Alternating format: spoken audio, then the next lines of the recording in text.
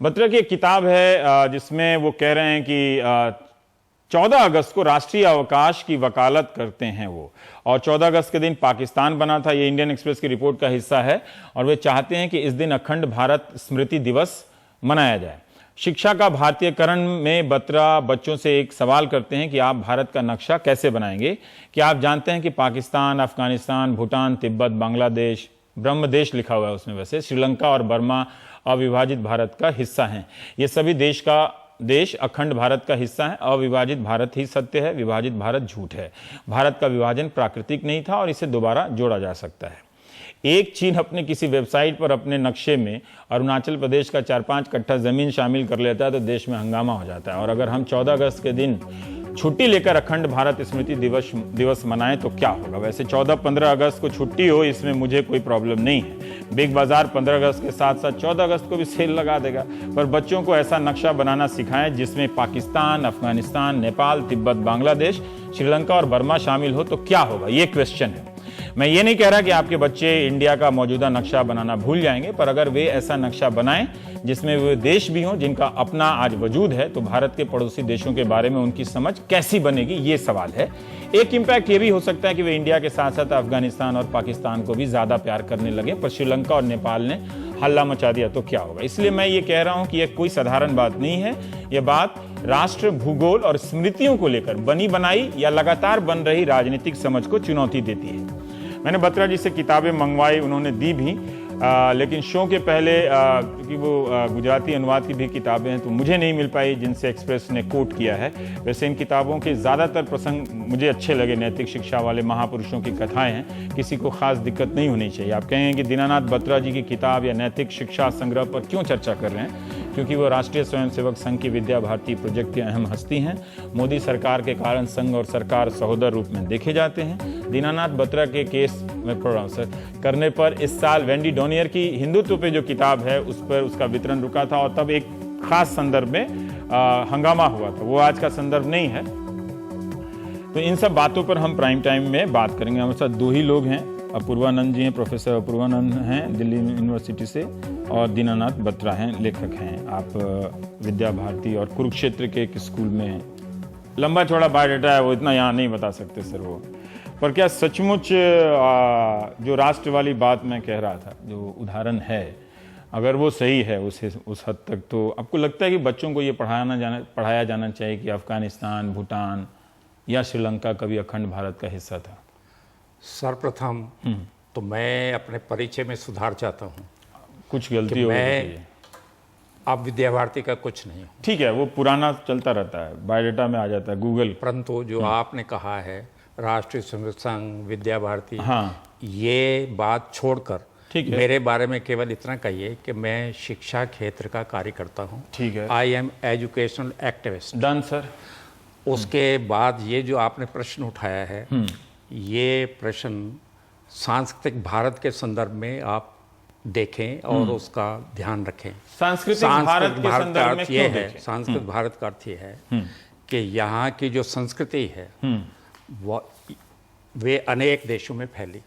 ठीक है, और जिन देशों का मैंने नाम लिया है वहाँ पर बौद्ध धर्म और भारत की संस्कृति गई।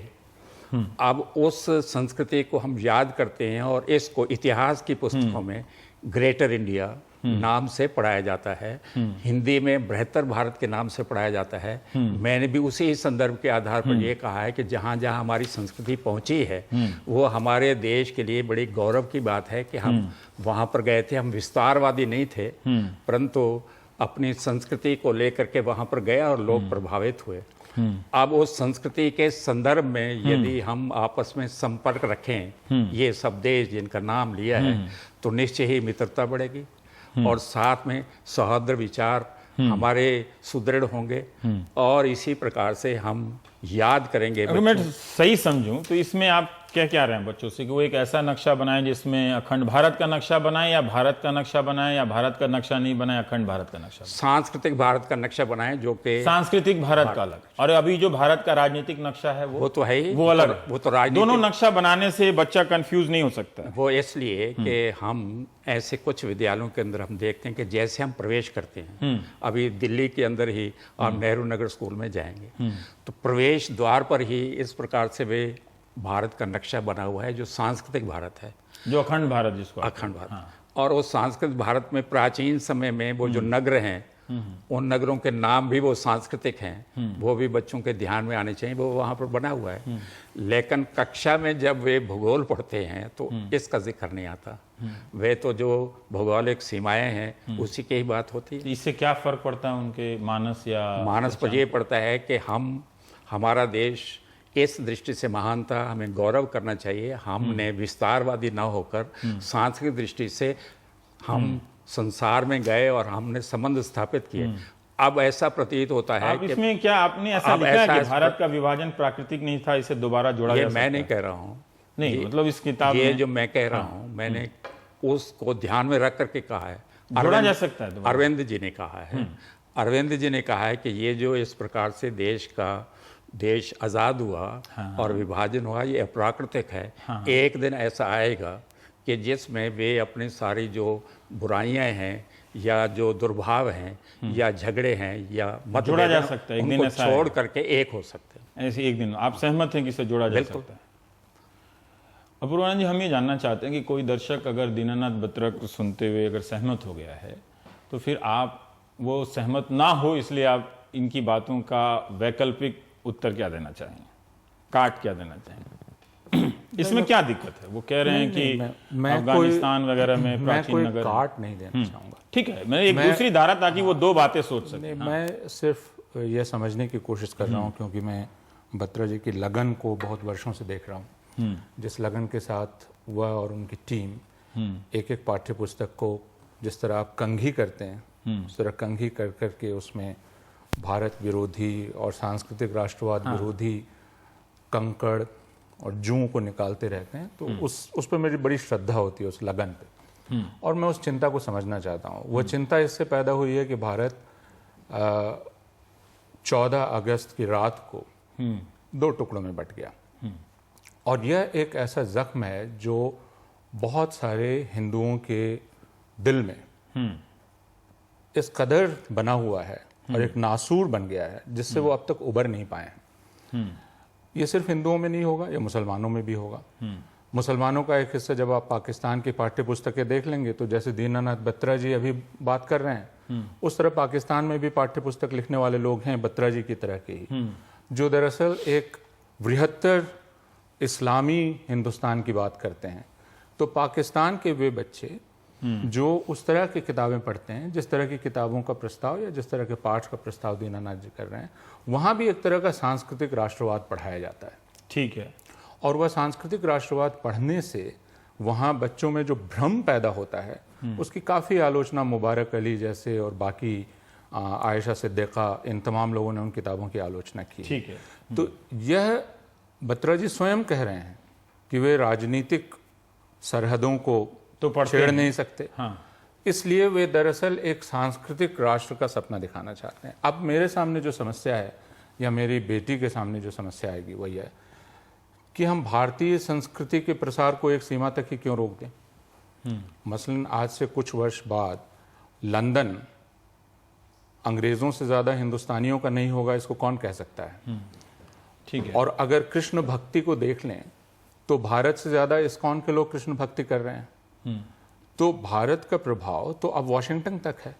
तो अगर हम भारत का सांस्कृतिक नक्शा बनाना ही चाहें तो वह भारत की सांस्कृतिक पहुंच एक कालखंड में आकर ही क्यों रुक जाती है? वह तो निरंतर बढ़ रहा है। वॉशिंगटन में उसका प्रसार है, उसका प्रसार लंदन में है, उसका प्रसार साउथ अफ्रीका में है, उसका प्रसार और जगहों पे है। तो अगर भारत के सांस्कृतिक प्रभाव के विस्तार का उद्देश्य है तो मैं तो यह प्रस्ताव करना चाहूंगा कि संपूर्ण विश्व का नक्शा बना देना चाहिए। ठीक है, उसमें कोई दिक्कत नहीं। और इजी भी रहेगा कि एक ही नक्शा में एक ही नक्शे में सारी बात करें। तो दरअसल यहाँ जो भ्रम हो रहा है वो भ्रम हो रहा है कि संस्कृतियों का आदान प्रदान कैसे होता है। फिर क्या आप संस्कृति को एक कालखंड में जाकर स्थिर मान लेते हैं? आप मान लेते हैं परंपरा बन गई और उसके बाद परंपरा में दूषण आरंभ हो गया। यहाँ दिक्कत क्या है? दिक्कत यह है कि माना जाता है कि भारतीय परंपरा या भारतीय संस्कृति एक समय आकर स्थिर हो गई थी, जिसको दीनदयाल उपाध्याय जी कहा करते थे कि भारत की एक चिति है और वह मूल चिति बनी हुई है। तो भारत गंगा की तरह है, उस गंगा में अनेक गंदे नाले, नदियां, सोते आकर मिलते रहते हैं, तो वो सब पवित्र हो जाते हैं। यह भारत के सांस्कृतिक पवित्रता या शुद्धता, या भारत दूसरों को शुद्ध कर देता है, लेकिन भारत दूसरों से प्रभावित नहीं हो सकता है। ठीक, मूल समझ यह है। तो मैं इस चिंता को समझ सकता हूं। यह चिंता सिर्फ बत्रा जी की नहीं है। जैसा मैंने कहा कि इसके ठीक बगल में बत्रा जी अगर पाकिस्तान चले जाएंगे तो इसी तरह का नक्शा बनाने वाले वहां लोग मौजूद हैं, और दूसरी जगह जो एक बृहत्तर। ठीक है, पर सर जब आपके लिए, हाँ, ये जो इन्होंने बात की आंशिक रूप से मैं सहमत हूँ। आंशिक रूप से, आंशिक रूप से ये इसलिए मेरी बड़ी कामयाबी है, क्योंकि मेरा प्रोग्राम आप बैन नहीं करवाएंगे तुमसे। आंशिक रूप से मैं सहमत इसलिए हूँ हाँ, कि ये जो मैंने भारत की, अखंड भारत की बात की, ये अंग्रेज काल की है। उससे पूर्व की अगर मैं अंग्रेज काल के, हाँ, अच्छा, उसके पहले की बात करूं तो बिल्कुल यही है कि सारे संसार में इस प्रकार से हमारी सांस्कृतिक विरासत थी, और इस प्रकार से हम विश्ववंदनीय गुरु थे। मैं प्राचीन की नहीं, मैं अभी की बात अभी कर रहा वो हूँ। भी ठीक दीना है। जी, इसमें एक समस्या है। अभी भी ठीक आप है। जैसे ही अब सिर्फ मैं भारत एक की बात कर आपकी रहा हूं। काट रहा हूँ। नहीं, उसमें मैं एक सवाल कर रहा हूँ। आप जैसे ही भारत की नज़र से संसार की संस्कृतियों या सरहदों को देख रहे हैं, फिर उसमें एक समस्या आती है कि बाकी और जो सांस्कृतिक धाराएं हैं उनका शायद आप नोट नहीं ले रहे हैं। ये एक समस्या है ना? ऐसा अच्छा, है मैंने अपने एक सवाल रखा जी। ऐसा है, जो आप सारे संसार की संस्कृति की बातें करते हैं, सांस्कृतिक धाराओं की बात करते हैं, तो मैं इस देश में भारत को जब देखता हूँ और देखने के बाद यहाँ की संस्कृति की बात करता हूँ, तो मेरे सामने एक वाक्य आता है जो संसार में कहीं भी नहीं है, और वो मैं ये कहता हूँ, सत्यम एक विप्रा बहुधा वदंती। सत्य एक है, संसार के लोग और विद्वान लोग उसे अनेक ढंगों से कहते हैं। तो ये बात यहाँ पर पोप जब आए थे, उनसे कहा कि आप यहाँ पर आए हैं, मेरा इसमें एक मिनट, यहाँ पर आए हैं तो आप या ये कहने को तैयार हैं कि इस देश के अंतर्गत आज़ादी है कि आप किसी मज़हब में, किसी भी इस प्रकार से प्रथा में विश्वास रखें, क्या आप ये कहेंगे? तो पोप ने कहा था, I have come here to sell my own soap. मैं तो सिर्फ अपना साबुन बेचने के लिए यहाँ पर आया हूँ। तो ये जो अपने अपने साबुन बेचते हैं, हमारे यहाँ ये कहा गया कि आप जहाँ से भी जाना चाहते हैं आइए। ये गीता में कहा है, ये अन्य हमारे ग्रंथों में कहा है। तो ये हमारी संस्कृति का निचोड़ है। पर मुझे एक बात बताइए कि आप जब कहते हैं कि ये सभी देश अखंड भारत का हिस्सा हैं, ठीक है, सहमत हैं, आप नहीं कहते हैं, आपके मित्र साहब जो भी हैं वो कहते हैं, जो उन्होंने लिखा है, मूल रूप से इस प्रस्तावना से सहमत है ना? अगर हम ये हमारा हकीकत है, हम क्यों नहीं एक्सेप्ट कर सकते? आपको लगता है कि ये संभव है कि हम वहाँ तक पहुँच जाएंगे, मिला लेंगे, है ना? तो फिर हम अफगानिस्तान में तालिबान की भी जिम्मेदारी अब ले लें। ये एक हकीकत बन गया है ना? इस सच्चाई को स्वीकार करने में क्या हर्ज है? ये इसलिए स्वीकार करने को मन नहीं करता, हाँ, कि जर्मन भी दो थे, हाँ, एक हो गए, हाँ, कोरिया भी दो थे, एक हो गए। तो इसलिए अगर वहाँ संभावनाएं बनी हुई हैं और एक होने की, तो हमारे देश में इस प्रकार की संभावनाएं क्यों नहीं बन 8-10 तो देश और हैं। वो तो तब 2 थे, आपने 8-10 गिनाया, तो मतलब यानी वो संभावना इसलिए बनती है कि देश अगर शक्तिशाली हो। पर आप जैसे ही भूटान, तिब्बत पे तो हिंदुस्तान एक ढंग का स्टैंड नहीं ले पाता है। भूटान, अफगानिस्तान, पाकिस्तान, बर्मा, इन सब को मिला के हम क्या बने? बच्चा तो और कंफ्यूज हो जाएगा सर। इन नेशनलिटी 14 अगस्त को हम अखंड भारत स्मृति दिवस मनाएं, वहाँ वो आज़ादी मना रहा होगा पाकिस्तान, अपने वजूद का गठन दिवस, हम क्यों अखंड भारत स्मृति दिवस मनाएं? वो इसलिए कि हमें सारे देश को बच्चों के माध्यम से भी शुरू में ये संस्कार देना है कि ये जो 2 दिन हैं, ये हमारे लिए विचार और मंथन के दिन भी हैं, और उसके साथ साथ ये देश गौरव और गर्व के भी हैं। 14 जो अगस्त है वो इसलिए कि हम चिंतन करें कि हम अलग क्यों हुए, और इस प्रकार से द्वेष हुआ, क्यों आपस में झगड़े हुए, और कुछ लोग यहाँ रह गए। आप चिंतन करें, एक संस्था के रूप में चिंतन करें। संस्था में बच्चे आते हैं, हाँ, आचार्य आएंगे, बच्चे को हर जगह जाना चाहिए। मैं वो नहीं कह रहा हूँ कि आपकी संस्था में लोग नहीं जाएं, मैं वो बात नहीं कह रहा हूँ। मैं ये कह रहा हूँ कि भाई सरकार के स्तर पर तो कोई ये एक तरह का, मैं सीधा सीधा बोलूँ कि ये आपका एक कॉम्प्लेक्स है, हिम ग्रंथि है, कि आपको लगता है कि आपके होने का वजूद तब तक पूरा नहीं होगा जब तक अफगानिस्तान फिर से न मिल जाए, पाकिस्तान ना मिल जाए, उसमें बर्मा ना आ जाए और श्रीलंका भी ना आ जाए। अब उन सरकारों की तरफ से जरा सोच के देखिए, वो तैयार होंगे। वो उस समय नहीं जाना चाहता, पर मैं कह रहा हूं कि एक हीन ग्रंथि है। हीन ग्रंथि नहीं है, ये एक गौरव का भाव जागृत करता है और एक प्राइड फीलिंग होना चाहिए। सुप्रीम कोर्ट ने कहा है कि हर बच्चे को इस प्रकार से आप प्राइड ऑफ इंडिया बताइए। और ये अरुणा राय अदर्स केस में बताया गया था कि अगर आप नहीं बताते तो शिक्षा आपकी अधूरी है।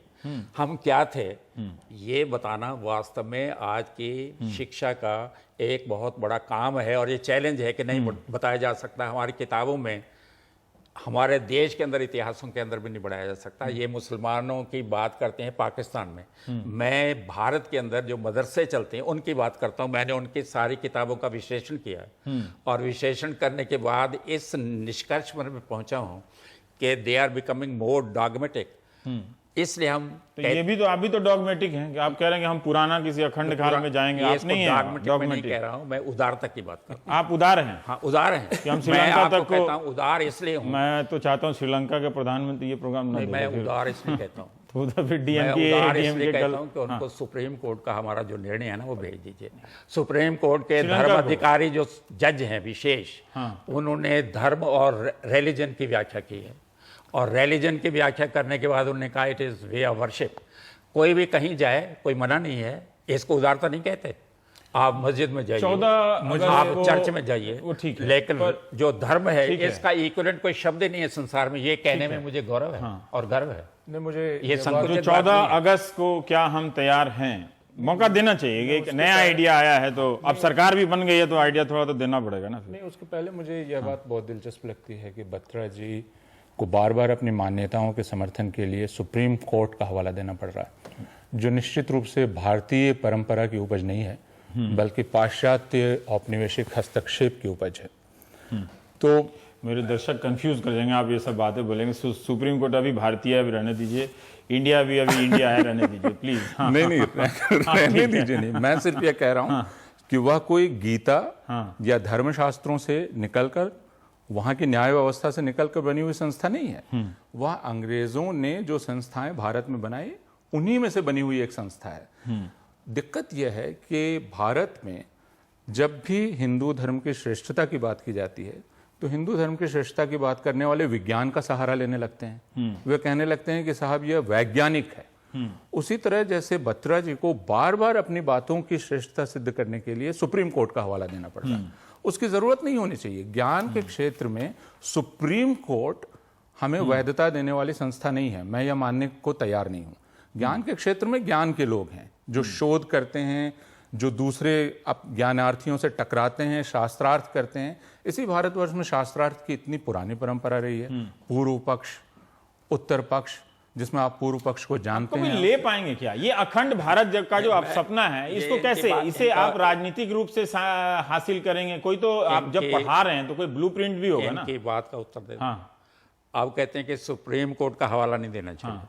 जितने भी निर्णय हुए हैं और जो पुस्तकों में विकृतियां थी, वो ना तो उस मामले में तो आपके काफी नाम है कि जो आप ना अदालत का ले आते हैं राजनीति किताब। ने निकाला तभी उसको। मैंने कहा कि मेरा प्रोग्राम आप नहीं बंद करवाएं। जो राजनीति ने नहीं निकाला, कुछ सामाजिक आंदोलनों से निकले, और सारे जो निर्णय हुए हैं वो बत्रा जी, कोर्ट्स मुझे के सवाल निर्णय पर हैं, आने जिससे दीजिए। कि मुझे सवाल पे आने सब दीजिए। विकृत अगर हैं। आप किसी बच्चे को पढ़ा रहे हैं कि अखंड भारत का हिस्सा जोड़ा जा सकता है, इसको हासिल कैसे करें? क्या आप ये भी पढ़ाना चाहते हैं? कोई राजनीतिक डेडलाइन है आपके पास? कोई ब्लूप्रिंट है? क्या है ये? कहीं अगर मैं फिर एक और लगाता हूं कि कहीं इसके बहाने, हाँ आप हैं तो आपसे लाभ मिलना चाहिए, कहीं इसके बहाने आप उसमें एक किसी और मजहब और इन तमाम बहु संस्कृतियों के खिलाफ एक कोई भावना तो नहीं क्रिएट कर रहे हैं आप? बिल्कुल नहीं। हाँ, इसमें जो बौद्ध रहते हैं, इस देश में ये बहुत बड़ा प्रयास चल रहा है कि बौद्ध और हिंदू अलग अलग दिखाई देते हैं। वास्तव में वैसे अंबेडकर जी हिंदू छोड़ के बौद्ध बने थे, तो कुछ अलग होगा, इसीलिए ये ट्रेन बदल के उस ट्रेन में गया हूं। चले गए। हाँ, लेकिन इस देश में बहुत बड़े प्रयास हो रहे हैं कि ये बौद्ध और हिंदुओं में जो भी इस प्रकार का भ्रम था, उस भ्रम को दूर करके एक सूत्र में, एकता के सूत्र में हम परो जाएं और कर रहे हैं। बड़ी सोच बहुत यहाँ पर प्रयास हो बहुत रहा अच्छा है। है।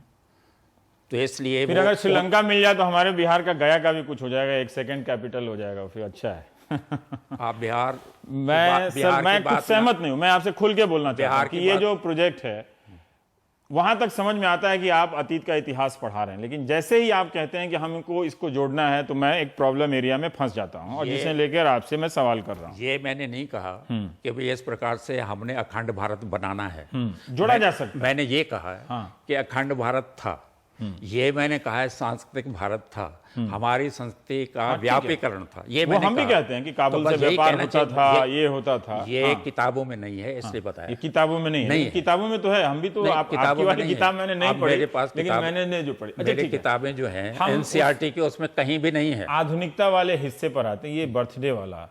मॉम डैड लोग बड़े नाराज हो जाएंगे कि अगर हम उनको कहें कि वो कैंडल ना फूकें, और ये जो दिन है बहुत ही पवित्र और शुद्ध दिन है, और बच्चे को प्रेरणा देने वाला दिन है। ये दीपक बुझाने का दिन कोई नहीं, मानेगा नहीं सर। अंधेरा कानून क्यों करने- नहीं पास करवाते इसके लिए? मैं आपको बता रहा हूँ, मेरे इसी प्रकार के प्रयास से कोई 15 लाख बच्चे ऐसे हैं जो इस प्रकार का जन्मदिन मनाते हैं। आप चाहे तो मैं दिखाता हूँ आपको। नहीं, उसकी पूरी नहीं, उसकी रूपरेखा देंगे आप, मतलब जन्मदिन कैसे मनाना मैं है? अच्छा, उसमें क्या दिक्कत है सर? केक, ये है अब कि- आप केक देखिए, हमको मैं ठीक लगता बता है। रहा हूँ, ये कहते हैं अच्छा ठीक है, 2 मिनट आप लेंगे, 3 मिनट और 3 मिनट आपको। हाँ, उस दिन प्रकाश जलाए, यानी दीपक जलाए, दिया जलाए। हाँ, दिया जलाए। हाँ, ठीक है, केक के अब सामने दिया दिया रख जलाने के सकते बाद हैं, no problem। अंधकार को दूर करने की बात है, और शिक्षा की जो परिभाषा है तमसो मा ज्योतिर्गमय, ये एक भाव जागृत कीजिए, मुझे संस्कार इसमें भी दीजिए। समस्या नहीं। एक संस्कार दीजिए। स्वदेशी कपड़े और में क्या पहने वो लोग? दूसरी जो बात है वो जो कही गई है, जो ये इंडियन एक्सप्रेस ने उभारनी चाहिए, और वो जो मेरी मन की बात वो इसमें मैंने नहीं कहा कि आई। कुछ कहानियां आपकी अच्छी हैं उसमें। वो दूसरी बात नहीं आई। वो ये है कि इस दिन माता पिता और बच्चे उन क्षेत्रों में जाएं, उपेक्षित क्षेत्र हैं, वहां चलें जहां अभी भी जैसे वहां आपने अभी भी 15 लाख अंधेरा का है। उदाहरण दिया, मैं ऐसे कई माता पिता को जानता हूं जो पाश्चात्य तरीके से जन्मदिन मनाते हैं, लेकिन उन क्षेत्रों में जाते हैं जहां आप इशारा करते हैं, वहां दान पुण्य करते हैं, और वो दान करना पुण्य के चाहिए। हिसाब से नहीं, अपनी जिम्मेदारी के ये जो हिसाब दिन से। है दान और दीपक पर का आप दिवस है। विद्या भारती का कुछ जिंगल कोई कह रहे हैं कि वो बजेगा, हैप्पी बर्थडे टू नहीं बनेगा, हम भी अगर बच्चे दान और होते, दीपक, नाम हमारा होता गबलू दान बबलू। और दीपक का दिवस है ये। सर आप ये बर्थडे वाला छोड़ दीजिए। यही तो बता रहा मैं हूं। देखिए वो अखंड भारत वाला नहीं, बर्थडे दान वाला और छोड़ दीपक दीजिए, का मतलब दिवस नहीं, आपको मुझे मालूम पसंद नहीं है जो मीडिया, जो ये मिडिल ये क्लास है, आपको ये दो शब्द पसंद नहीं है मुझे कि ये दान और दान कराइए, कुछ गौ दीजिए। में है ना? हाँ जी, गौ माता की आओ, पूजा। हाँ वो ठीक वो है, आपकी इच्छा है। वो हर सोसाइटी में हर- गाय ऐसा नहीं कि वो अनिवार्य जो हो भी जाए, आपकी तो उसमें कोई परंपराएं दिक्कत हैं, नहीं है। उस दिन कुछ अच्छा सोचिए। नहीं, मुझे ये इसमें कथन- समस्या है कि ये जैसे है ही आप कहते हैं कि ये पाश्चात्य संस्कृति है, कुछ संस्कृतियां कहीं से भी चलकर आती हैं, वो मौजूदा संस्कृति का हिस्सा बन जाती हैं। आप हर समय लगातार उसको अलग थलग करते रहने के प्रोजेक्ट में रहेंगे। मैं सदा ही एकता के पक्ष में हूं, और मैं ये कह रहा हूं, ये तो आप हटा रहे हैं एकता आप- पश्चिम मैं- संस्कृति का। मैं ये कह रहा हूं कि आज के समय में there should be synthesis of old and modern thinking, और मेरा कहना यह है कि let us modernise ancient wisdom. ये जो प्राचीन ज्ञान विज्ञान है उसे आधुनिक ढंग से तो उस समय लोग जन्मदिन मनाते थे एंशिएंट विजडम में। बहुत अच्छा। संस्कार है वो। आधे हिंदुस्तान तो इसी में पागल है कि वो उसके संस- माँ बाप ने आंधी से नहीं, नहीं, लेकर वो तूफान संस्कार तक है के भैया। ना आधार पर संस्कार जन्मदिन। प्रणाली पढ़िए, उसमें नहीं, ये वही संस्कार- लेटेस्ट मॉडर्नाइज एंशिएंट विजडम, मूल बात ये कह रहे हैं। हमारे डू वरिष्ठ नॉट डेमोनाइज, इंग्लिश yes. बोलने का do not demonise No. Modern birthday. No. हमारी दिक्कत सिर्फ यह है कि खासकर जो भारतीयतावादी हैं या सांस्कृतिक राष्ट्रवादी हैं, उनकी दिक्कत है कि वे मानते हैं कि हम परंपरा से ही आधुनिक थे। इसलिए भारत विश्व में सबसे पहला आधुनिक देश है। चूंकि हम परंपरा से ही आधुनिक थे, इसलिए हमें कोई आधुनिक कर नहीं सकता। अब दिक्कत सिर्फ यह है कि हम उन सारे मुहावरों को अपनाने की कोशिश कर रहे हैं जो आधुनिकता के स्पर्श से हमारे पास पहुंचे हैं, और उन मुहावरों में हम अपनी जो जैसी हम समझ पाते हैं उस परंपरा को या उस प्राचीनता को पुनः परिभाषित करने की कोशिश करते हैं। मसलन जन्मदिन। अब जन्मदिन मनाने के आधिकारिक प्रमाण किन पाठों में हैं, या अगर बत्रा जी बता पाएं या दूसरे लोग बता पाएं, जिन लोगों ने प्राचीन पाठ पढ़े हैं और हमने भी कुछ पढ़े हैं, उनमें हमें जन्मदिन मनाने के जिस तरह की प्रथा वो बतला रहे हैं वो बिल्कुल कोडिफाइड है। तो ये लेकिन ये भी कोडिफिकेशन कुछ इन्वेंट कर रहे हैं, ये भी अगर मैं- कह रहे हैं कि इन्वेंट कर रहे हैं कि मैं- आप मैं भजन यही सुनिए कह रहा हूं या कि नहीं, मंत्र नहीं, उच्चारण कोई- कीजिए, तो कोई ये दिक्कत- इन्वेंट कर रहे हैं। नहीं, उसके लिए बत्रा जी को ये प्रेस्क्रिप्शन देने की क्यों जरूरत है?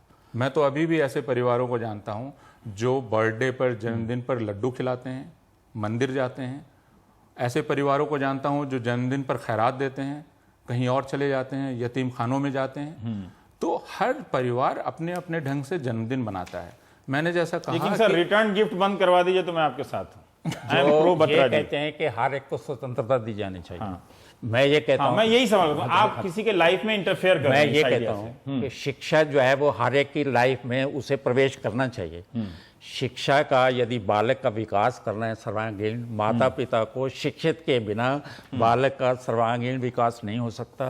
और बालक को सर, हम मुझे कोई सिर्फ भी एक परेशानी है बत्रा जी, रवीश इसमें के, बहुत सारा इसमें घालमेल होता है। अब आप अगर हम वहां जाएं तो हम कहें कि फिर हमें बुलेट ट्रेन की जरूरत नहीं है, हम पुष्पक विमान को क्यों ना री इन्वेंट करके ले आएं और उसी से मैं चलें। आपको उदाहरण देता हूँ और प्रमाण देता हूँ कि 12-13 लाख विद्यार्थी, मैं उससे कोई एतराज नहीं करता। एतराज नहीं करता, ऐसे वो बहुत है सारे ना, लोग ये हैं, कहते हैं कि मेरे आधुनिक जैसे है। जो जन्मदिन ही नहीं मनाते हैं, बहुत सारे लोग हैं ना मनाए जो तो आप- जन्मदिन आप जो तरीका बताते हैं वो करते हैं। हालांकि बहुत लोग आपसे बात से सहमत होंगे, वो करेंगे नहीं अपने बच्चों का, है ना, वो भी नहीं करते करेंगे। हैं ये वो। भी एक है ऐसा कुछ वैरायटी। करते हैं, कुछ नहीं करते पर हैं। ऐसा लोग कहेंगे कि आप भले ही अपने तरीके से सोच रहे हैं कि ये एक जायज तरीका है और शायद कुछ हद तक में कम खर्चीला तरीका है, वो ये समझेंगे कि आप पुरातन पंथी हैं और उनके एक आधुनिक मॉडर्न लाइफस्टाइल में जिसमें बुलेट ट्रेन एक नया इमेज है ना। कोई नरेंद्र मोदी ने तो कभी नहीं कहा कि हमारी सरकार आएगी तो हम पुष्पक विमान को खड़ा कर देंगे फिर से। उन्होंने कहा कि हम जो जापान पहले बना चुका है हम बुलेट ट्रेन लाएंगे। Modernisation does not mean westernisation, यानी ये बात सही है, लेकिन मॉडर्नाइजेशन विदाउट बॉर्डर और वेस्टर्नाइजेशन ये कहां तक हम लोग अलग करेंगे? कोई सीमा है क्या? अलग ये है कि भाई आप जो है अपने संस्कृति की बात अगर आप करते हैं तो संस्कृति ये कहती है, और पाश्चात्य संस्कृति और हमारी तो हिंदी सिनेमा भी बैन करना पड़ेगा सर, इसको तो बड़ा लंबा काम है। जिसको कहेंगे करा देंगे, लेकिन अभी तो हम आप जाएंगे सुप्रीम कोर्ट? अभी तो बर्थडे की बात सुप्रीम कोर्ट में जाएंगे, जिसको आप कहेंगे वो कर लेंगे, और आई लाइक इट, आपको भी साथ लेंगे। You must go ahead Ravish, and ban this birthday movement and all kind of Hindi cinema. Ravish, ये मेरे मुंह में मत डालिए कि हर एक को बैन करना है। ये ठीक है कि कोर्ट मेरे बारे आपने में, वो नहीं करते, मेरे बारे में ये, आप एक डेमोक्रेटिक तरीके से जाते हैं, कोर्ट से ऑर्डर लाते हैं, कहते हैं भाई मेरे बारे में ये आप कहते हैं कि ये सही मैं बुक बैन मैन हूँ अब बैन इज ए ना, बुक बैन मैन मुझे कहा जाता है, लेकिन वास्तव में बुक बैन कहा जाता है। वैचारिक परिवर्तन की बात है, विचार आदान प्रदान की बात है। बच्चों को अगर कोई पर आप शिक्षा दी, समझे नहीं मेरी बात, शिक्षा आपने दी मेरी जाती बात है। को जवाब नहीं दिया कि आप पुरातन पंथी बात कर रहे हैं कि जब बुलेट ट्रेन है तो वो कैसे मॉडर्नाइजेशन नहीं है, कैसे वेस्टर्नाइजेशन नहीं है ना। आप अगर आज कहेंगे कि ठीक है आप जन्मदिन ऐसे मत बनाओ, वो उसका अपना चुनाव है, उस व्यक्ति का अपना चुनाव है कि वो ऐसे जीना चाहता है, जैसे इन 15 लाख बच्चों का आपका चुनाव है, ठीक है। लेकिन जब दो आइडिया है, भले ही आप सरकार से नहीं कह रहे हैं, कम से कम ये आपने कृपा कर दी, नहीं तो मोदी जी बिना मतलब को फंस जाते इसमें, लेकिन दो आइडिया है तो दो का झगड़ा होगा ना, दो सवाल का। वो कहेंगे कि आप उनके लाइफ में आप इंटरफेयर कर रहे हैं, दखल दे रहे हैं। जो हम स्कूलों में या विद्यालयों में इस प्रकार की चर्चा करते जी। हैं, हमारे पास तो कोई शिकायत नहीं है कि आप हमारे लाइफ में इंटरफेयर कर रहे हैं। वो ये कहते हैं कि आपने ये जो शिक्षा दी है उसके कारण से हमारे घरों का वातावरण फिर बदला आप- है, फिर बदला मैं है। आप पे एक आरोप लगाता हूं कि मेरे आप ऊपर- लोग, हाँ मैं उसका स्वागत करता हूँ। हाँ एक आरोप मतलब स्वागत टफ क्वेश्चन पूछता है इंग्लिश में, मतलब इंग्लिश के एंकर की तरह, कि आप तभी इस तरह के प्रेस्क्रिप्शन को गवर्नमेंट तक, मान लीजिए कि आप सरकारी स्कूल में आप किताब रखवाना चाहते हैं, आप सिर्फ सरकारी स्कूलों का ही क्यों निशाना बनाते हैं? सरकार की जमीन पे प्राइवेट स्कूलों चलती है, आप वहां लेके जाइए। आप क्यों, आप पे साहस नहीं है? आप जाइए संस्कृति स्कूल में, ये स्कूल में, दून स्कूल में, और कितना तरह का स्कूल है, वहां ये जाइए। जो भी हमारी हिंदी की पुस्तकें हैं, हाँ वो तो हम उन विद्यालयों में जाते हैं जो हमारी बात सुनने को तैयार हैं। नहीं, हर एक मैं कह रहा हूं कि हर आप एक सुनने सरकारी को- स्कूलों में क्यों जाते हैं? आप नहीं, मैं उनको कहाँ- क्यों आप मैंने मोहरा कहा- बनाते हैं कहाँ गए हैं हम? कि अगर आपकी बात में दम है तो सबसे कहाँ गए पहले इस हम? मिडिल क्लास को पकड़िए जो ज्यादा हैप्पी बर्थडे मनाता नहीं, है। मैं कह रहा हूं सरकारी कि स्कूल वाले तो बेचारे आप वैसे ये ही नहीं क्यों मनाते कह हैं। रहे हो हमें कि हम सरकारी स्कूल में जा रहे हैं? किसने मैं कहा? इस संदर्भ में पूछा, मैं तो नहीं इस गया, एक संदर्भ नहीं में। गए हम तो। हम जितने भी यहाँ पर हिंदी की पुस्तकें हमने छापी हैं साल पहले, तो वो सब ऐसे ही स्कूलों के अंदर गए हैं जहाँ पर हमारी बात सुनी जाती है। अपूर्वानंद जी, अब आपके आखिर के 2 मिनट। नहीं, मैं सिर्फ यह कहना चाहूँगा कि पिछले कुछ वर्षों में बत्रा जी को काफ़ी सफलता मिली है, और बत्रा जी का यह कहना ठीक है कि वे हिंसा नहीं करते हैं। वे तो कानूनी तरीके से एक नोटिस देते हैं सभ्य तरीके से।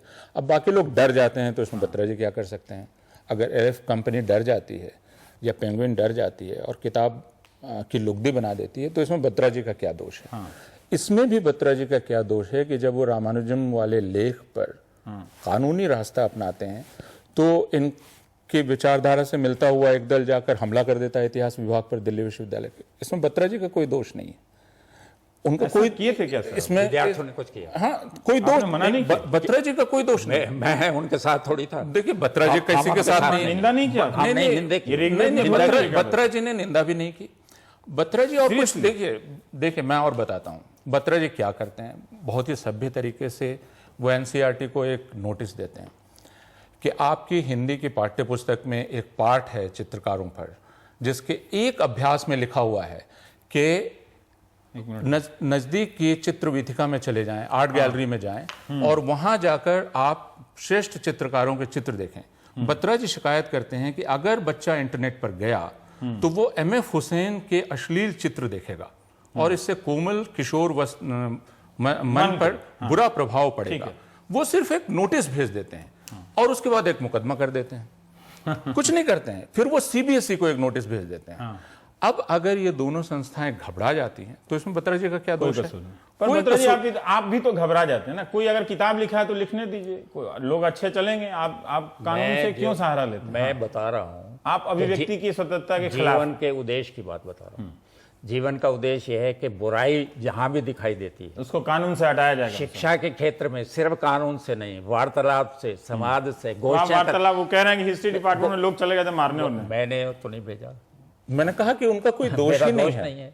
तो इस बत्रा जी का कोई कोई दोष है। बत्रा जी बत्रा जी पूरी तरह मैं समाज कर रहा हूँ। एक कामयाबी मुझे मिली। मैं बत्रा जी के बारे में पढ़ रहा था, अंग्रेजी अखबारों में भी कई तरह के भयावह दृश्य बनाए गए थे आपके। वैसा लगा नहीं। आप सचमुच निर्दोष हैं, है ना।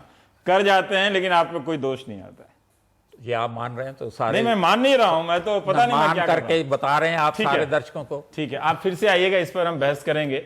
और अच्छी रही बातचीत आप लोगों के साथ। इस छोटे से ब्रेक के बाद आज की एक और चिट्ठी है, माय डियर ब्लैक मनी। छोटे से ब्रेक के बाद